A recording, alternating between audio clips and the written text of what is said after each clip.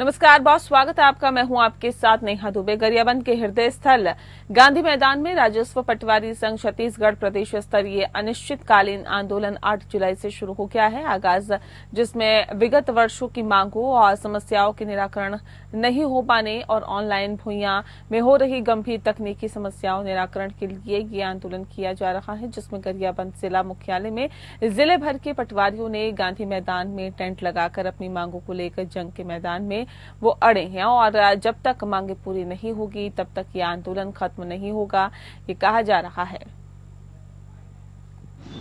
हमारे जो मांग है प्रांतीय स्तर पर मांग है और ये 32 सूत्री जो मांग है, इसमें सबसे प्रथम मांग है संसाधन का।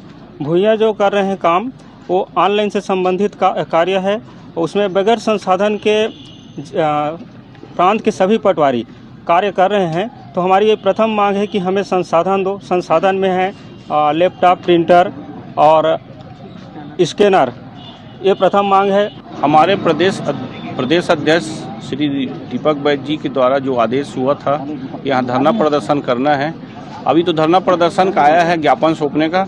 अगर मांग पूरी नहीं होती है तो भविष्य में हो सके तो बिजली विभाग का घेराव करेंगे और आगे चल के जो भी आदेश आएगा उसका पालन करेंगे हम।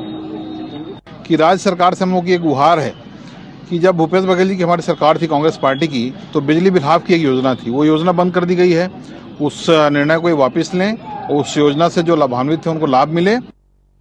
रायपुर के ग्राम खोरसी भैंसा निवासी रतन यादव के लिए आपको बता दें कि आज का दिन जो है वो बेहद विशेष है। उनकी करीब 9 महीने पुरानी समस्या का समाधान हो गया है। कलेक्टर जन दर्शन में कुछ क्षणों में ही हो गया है।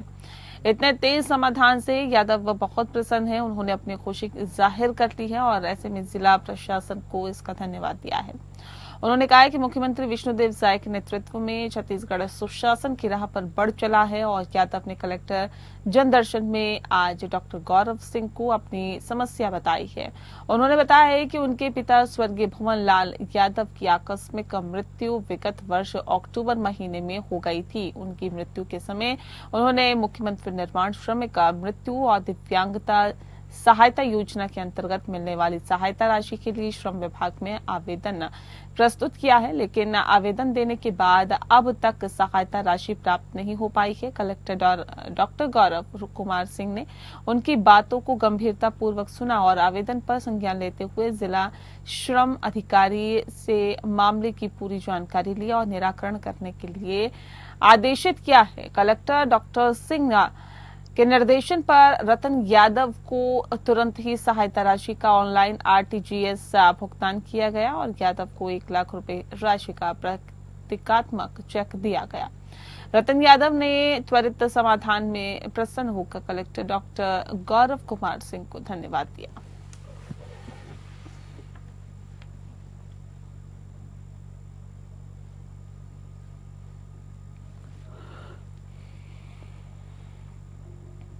छत्तीसगढ़ अनुसूचित जनजाति शासकीय सेवक विकास संघ की तरफ से लोक सेवा पदोन्नति अधिनियम 2003 की नियम 5 को नए नियम से प्रतिस्थापित करने और फर्जी जाति प्रमाण पत्रधारियों के खिलाफ कार्रवाई को लेकर कलेक्टर के माध्यम से मुख्यमंत्री के नाम ज्ञापन सौंपा गया है। अपने ज्ञापन के माध्यम से संगठन ने बस्तर और सरगुजा संभाग में स्थानीय स्तर पर भर्ती की मांग की है। पदोन्नति आरक्षण की मांग को लेकर 4 चरणों में आंदोलन कर रहे छत्तीसगढ़ अनुसूचित जनजाति शासकीय सेवक का विकास संघ की तरफ से अपने तीसरे चरण के आंदोलन के तहत राजनांदगांव कलेक्टर कार्यालय पहुंचकर मुख्यमंत्री के नाम ज्ञापन सौंपा गया। इस दौरान संघ के जिला अध्यक्ष लेखराम मात्रा ने कहा है कि आरक्षित वर्ग के हक अधिकार को छीनने का काम किया जा रहा है। उन्होंने कहा कि वर्ष 2019 से सुप्रीम कोर्ट 2019 से SC/ST वर्ग कि जिन लोगों का पदोन्नति होना था उसमें उन्हें पदोन्नति नहीं देकर अन्य वर्ग के लोगों को पदस्थ किया जा रहा है। बीते 16 अप्रैल को उच्च न्यायालय बिलासपुर ने राज्य सरकार को आदेश जारी कर 3 महीने में SC/ST वर्ग के पदोन्नति को लेकर नई नीति बनाने का निर्देश दिया है, लेकिन शासन प्रशासन के इस तरह के साथ ही अब तक कोई कार्रवाई नहीं की गई है। उच्च न्यायालय बिलासपुर के द्वारा एक आदेश जारी करते हुए राज्य सरकार को 3 महीने में एसटी एससी के पदोन्नति को लेकर के एक नए नियम नए नीति बनाने का निर्देश दिया गया है। आज वो भी 16/7/2024 को अंतिम चरण में है, लेकिन राज्य शासन और प्रशासन की ओर से इस पर कोई भी कार्रवाई करते हुए दिखाई नहीं दे रहा है, जिससे हमारे वर्ग के जो लोग हैं वो काफी पीड़ित है, काफी आक्रोशित है और हम सब शोषण के शिकार हैं। इसलिए हम अपने पीड़ा को बताने के लिए आए दिन शासन प्रशासन सरकार से हम लोग हमेशा आंदोलन करते आ रहे हैं, लेकिन आंदोलन पर हमारे सरकारों के द्वारा कोई ध्यान नहीं दिया जाना हम आरक्षित वर्गों के लिए बहुत ही निराशाजनक स्थिति है।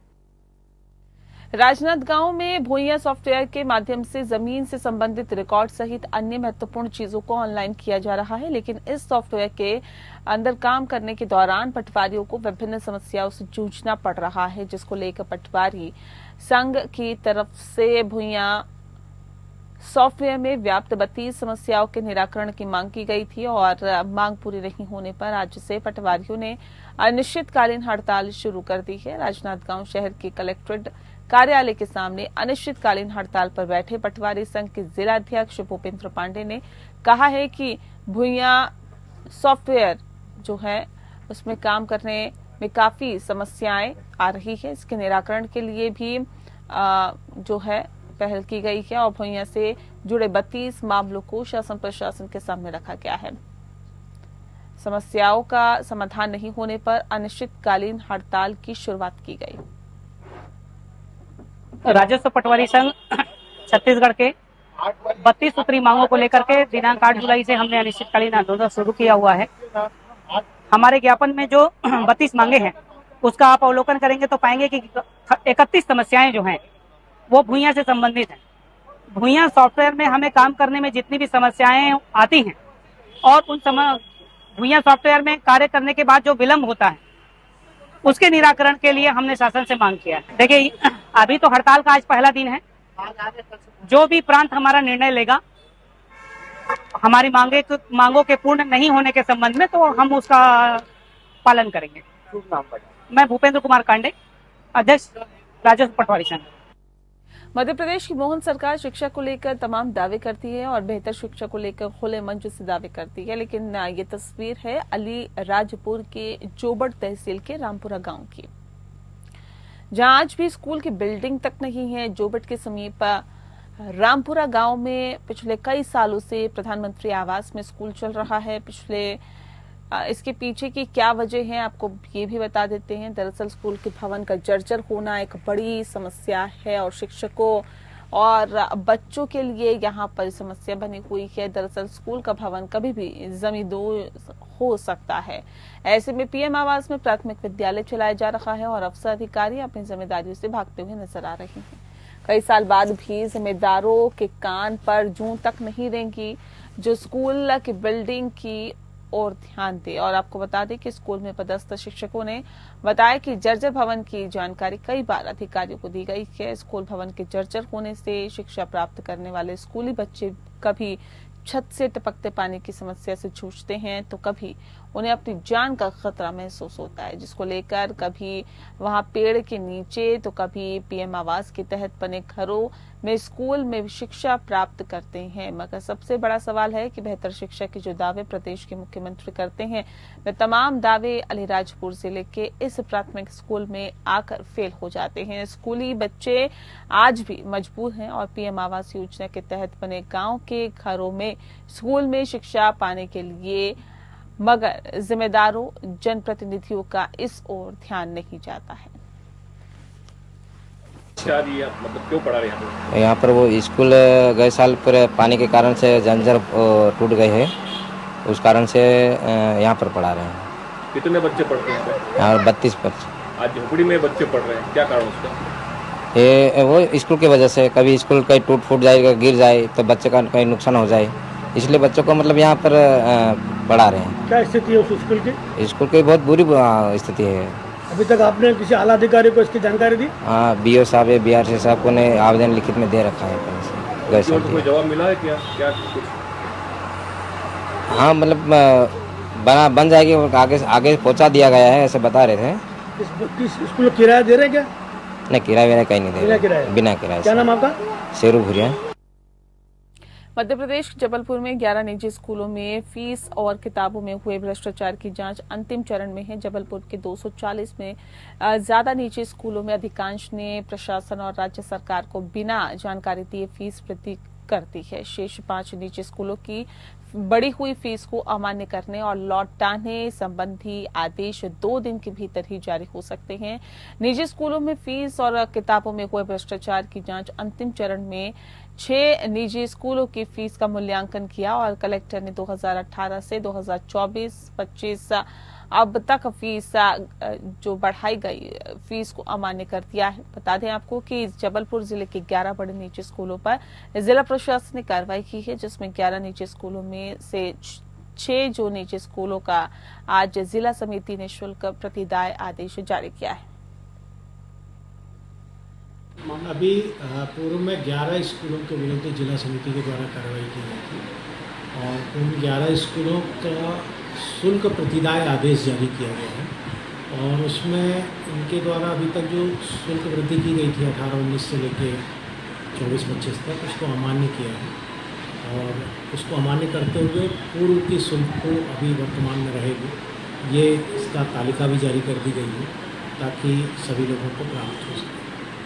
सर, इसमें अभिभावकों को राशि को लेकर भी वापस करने को कुछ समय सीमा दी गई थी, कुछ विषय को लेकर इसमें अनाधिकृत जो शुल्क एकत्रित की गई है उसको वापस करने के लिए 30 दिन का टाइम दिया गया है कि 30 दिन में वो वापस करें और उसी रीति से करें जिस रीति से प्राप्त की गई है, ये आदेशित है।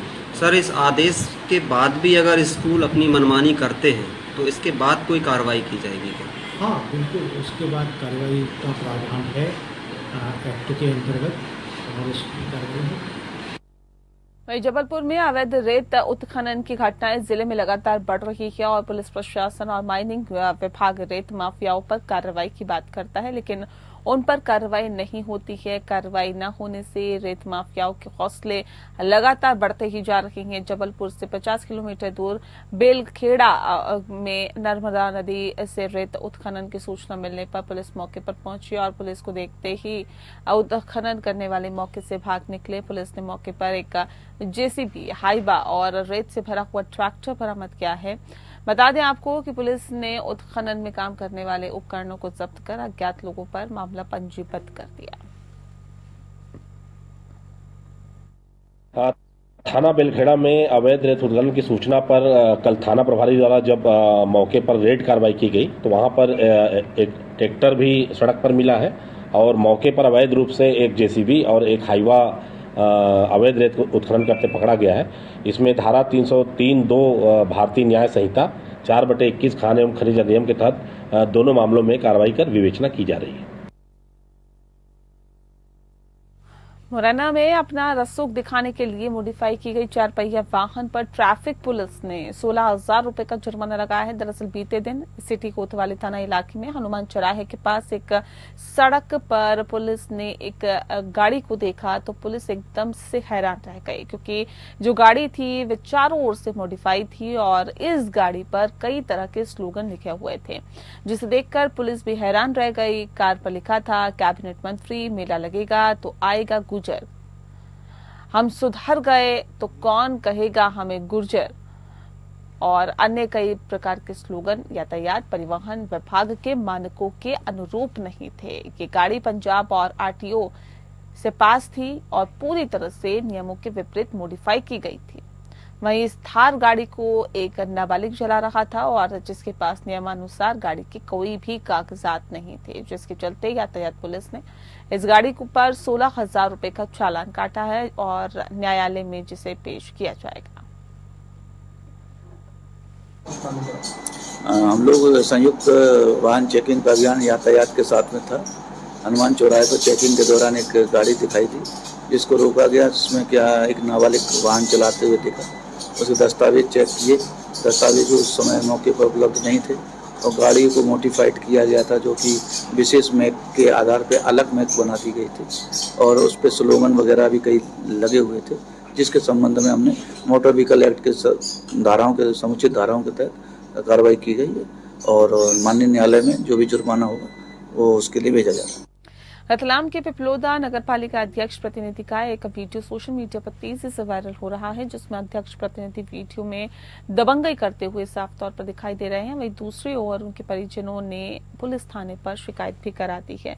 मामला परिवार के पैतृक मकान को लेकर बताया जा रहा है। उसी को लेकर पूरा विवाद हुआ और विवाद इतना ज्यादा बढ़ गया था कि मामला थाने तक पहुंच गया। दूसरी ओर अध्यक्ष प्रतिनिधि के काका जगदीश चंद्र पटेल ने बताया है कि नगरपालिका अध्यक्ष प्रतिनिधि की दबंगई अपने ही काका का पैतृक मकान बिना सूचना के तोड़ा और महिलाओं के साथ बदसलूकी की। उन्होंने कहा कि थाने पर आवेदन दिया गया पर हमारी कोई सुनवाई नहीं हुई। वहीं अध्यक्ष प्रतिनिधि श्याम बिहारी ने बताया है कि हमारा पैतृक मकान था तो हमने अपना सामान बाहर रखा और कोई दबंगई नहीं की। थाना प्रभारी ने बताया है कि इनकी पैतृक संपत्ति को लेकर विवाद है, जो कि ये राजस्व का मामला है।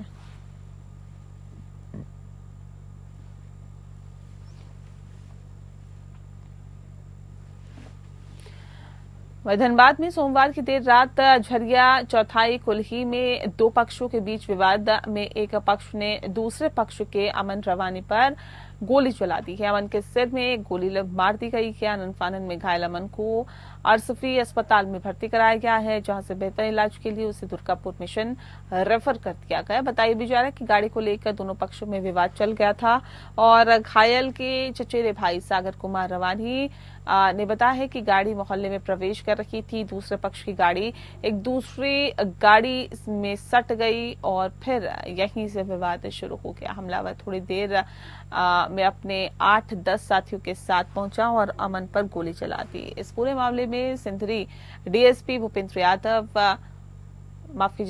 प्रसाद रावत ने मौके वारदात पर पहुंचकर आवश्यक छानबीन शुरू कर दी और पुलिस मामले के अनुसंधान में जुट गई है। धनबाद में मरीजों के सुरक्षित आवागमन के लिए जीवन रेखा ट्रस्ट की तरफ से अत्याधुनिक और जीवन रक्षक सुविधाओं से युक्त 2 एम्बुलेंस सस्ती दर पर शुरू की गई है। इस लॉन्चिंग के अवसर पर जीवन रेखा ट्रस्ट एशियन द्वारकादास जालान अस्पताल के सचिव राजीव शर्मा ने बताया है कि उच्च स्तरीय स्वास्थ्य सेवा और सेवा भाव के नारे के साथ ही धनबाद की स्वास्थ्य सेवा को बेहतर बनाने के प्रयास में हम अग्रसर हैं।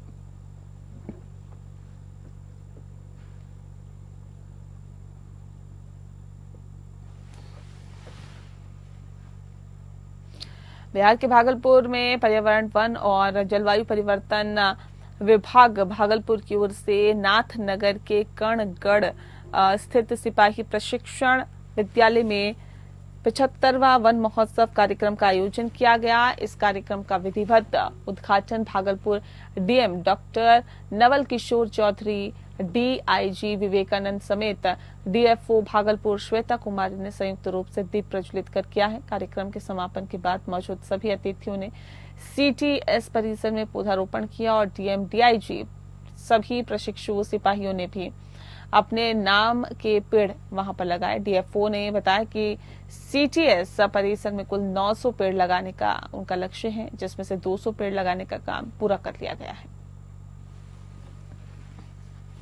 भागलपुर में 13 जुलाई को राष्ट्रीय लोक अदालत का आयोजन किया जाएगा और इसको लेकर जिला विधिक सेवा प्राधिकार भागलपुर की तरफ से कई मुद्दों पर बैठक की जा रही है। वहीं भागलपुर सदर, नवगछिया, कहलगांव, बांका, मुंगेर में लोग राष्ट्रीय लोक अदालत में आकर अपने केस का निष्पादन करने को लेकर जागरूकता रथ को रवाना किया गया। इस जागरूकता रथ को रवाना करते हुए भागलपुर के जिला और सत्र न्यायाधीश, एडीजे, सीजेएम, आरएम, जिला विधिक सेवा प्राधिकार भागलपुर शाखा के सचिव ने सामूहिक रूप से हरी झंडी दिखाकर रवाना किया और साथ ही राष्ट्रीय लोक अदालत में लोग ज्यादा से ज्यादा सम्मिलित हो, इसको लेकर पौधारोपण का भी कार्यक्रम किया गया और लोगों से आग्रह किया गया कि इस राष्ट्रीय लोक अदालत में आकर अपने वायदों का निष्पादन कराएं, जो कि बिल्कुल निःशुल्क किया जाता है।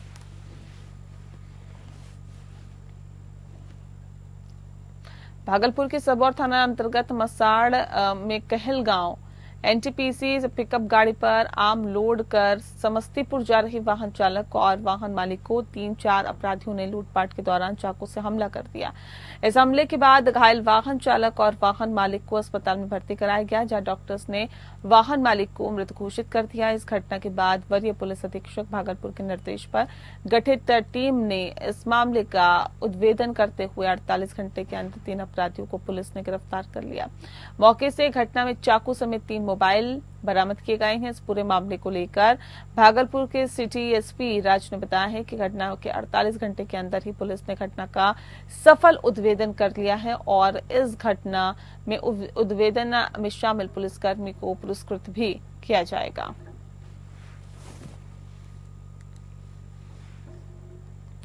रोहतास जिले के डेहरी नगर थाना क्षेत्र के लाल कॉलोनी वार्ड में देर रात चोरों ने एक घर में चोरी की वारदात को अंजाम देने का प्रयास किया, लेकिन गृह स्वामी और मोहल्ले वासियों की तत्परता से चोर चोरी की घटना को अंजाम देने में असफल रहे। घटना के बारे में गृह स्वामी निर्दोष पांडे ने बताया है कि सोमवार को रात तकरीबन 2 बजे के आसपास वे लोग घर में सो रहे थे और इसी दौरान घर में तोड़फोड़ की आवाज आई, जिसके बाद उन्हें आशंका हुई कि घर में चोर प्रवेश कर गए हैं और इसके बाद गृह स्वामियों ने अपने पड़ोसियों को फोन करके इसकी जानकारी दी।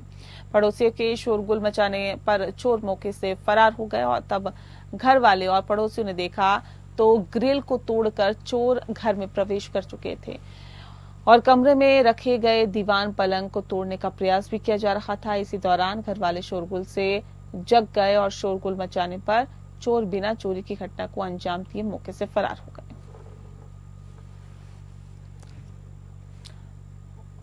और इसी के साथ फिलहाल इस बुलेटिन में इतना ही। नमस्कार।